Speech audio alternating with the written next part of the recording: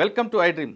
సైబరాబాద్లో Narsing police station పేరు మరోసారి వార్తల్లోకి వచ్చింది. జానీ మాస్టర్పై ఫిర్యాదు అందుకున్న నార్సింగ్ పోలీసులు అతను అరెస్ట్ చేసి జైలుకు పంపి తిరిగి కస్టడీలోకి తీసుకొని విచారిద్దాం అనుకునే సమయంలో మరో ఫిర్యాదు వచ్చి పడింది. ఈసారి యూట్యూబర్ హర్షపై కంప్లైంట్ వచ్చింది. బిగ్ బాస్లో పాల్గొన్న ఓ అమ్మాయి హర్షపై కంప్లైంట్ చేసింది. తనను పెళ్లి చేసుకుంటానని, తనతో సినిమా తీస్తానంటూ మోసం చేసి తన దగ్గర 2 కోట్ల రూపాయలు తీసుకోవడమే కాకుండా తనని అత్యాచారం జరిపాడంటూ ఒక ఫిర్యాదు అందింది. ఆ ఫిర్యాదు వెంటనే బుక్ చేసిన నార్సింగ్ పోలీసులు హర్ష కోసం వేట మొదలుపెట్టారు.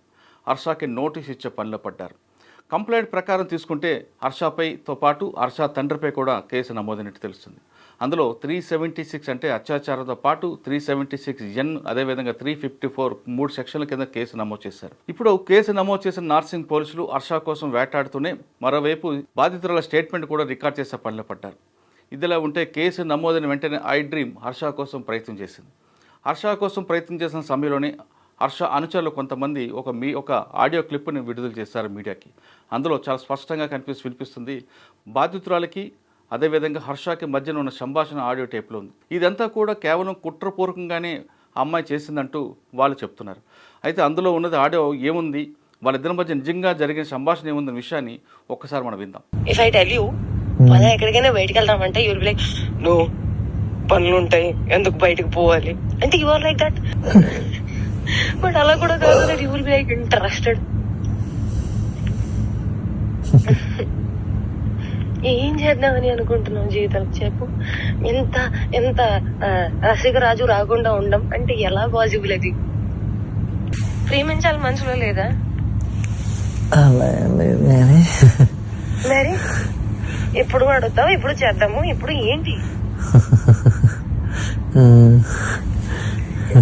ఏంటి పరిస్థితి?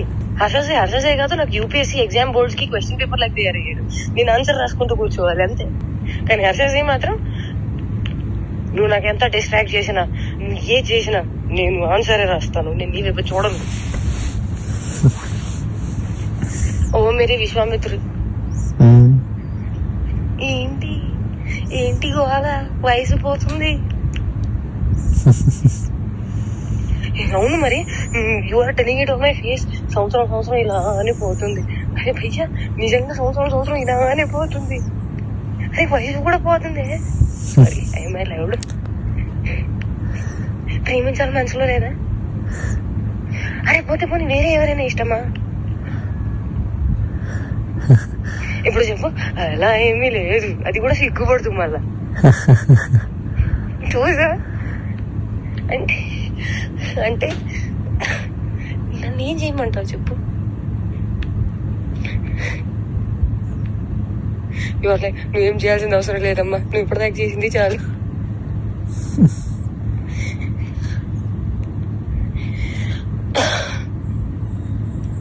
సరే, take your time to think about it.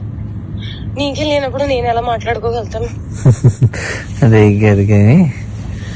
మరి నేనే డెస్పరేట్ గా ఉన్నాను.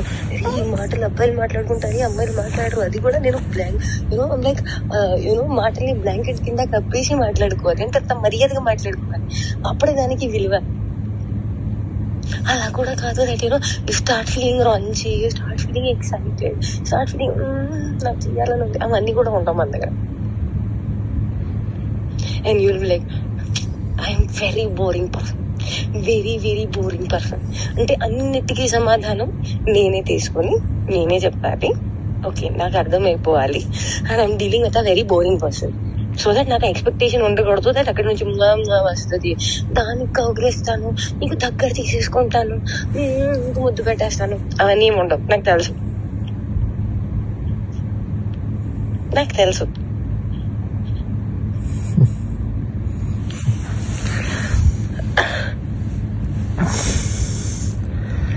क्या चाहते हो तुम, बताओ मुझे.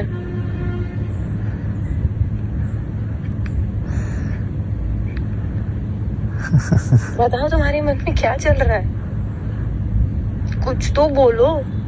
ఒకవేళ నాకు తప్పు ఆలోచన ఉన్నాయి అనుకుంటే, అది నేను నీకు హానికరంగా ఉంటాను అనుకుంటే, అమ్మ గుర్తుపెట్టుకో, ఒక్కడవతలోని బావిలో తోయడానికి ఇంకొక పడిపోతే దానికన్నా పెద్ద మూర్ఖుడు ఎవడు ఉంటాడు.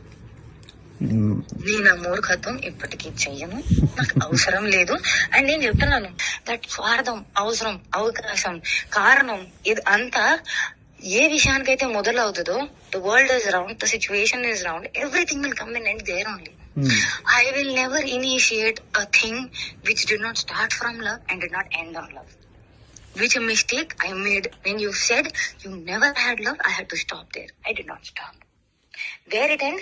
On no love only it ended. First of all ఇదేంటి? కాదు కాదు ఇదేంటి? నేను నీకు చెప్తుంది అర్థం కావట్లేదా?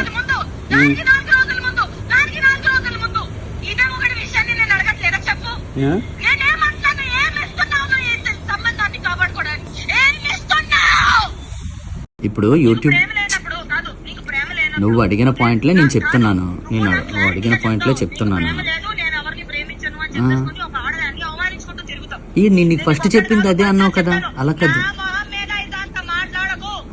దాదాపు 3.5 నిమిషాలు జరిగిన ఈ సంభాషణ జనవరిలో జరిగినట్లుగా కనిపిస్తుంది.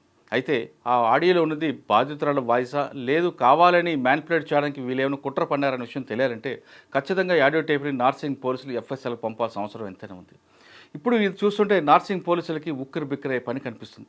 ఒకవైపు జానీ మాస్టర్ కేసు, మరోవైపు హర్ష కేసు. ఈ 2 సెలబ్రిటీ కేసులను దర్యాప్తు చేయడంలో నార్సింగ్ పోలీసులు ఉక్కిరి బిక్కిరి అవుతున్నారు.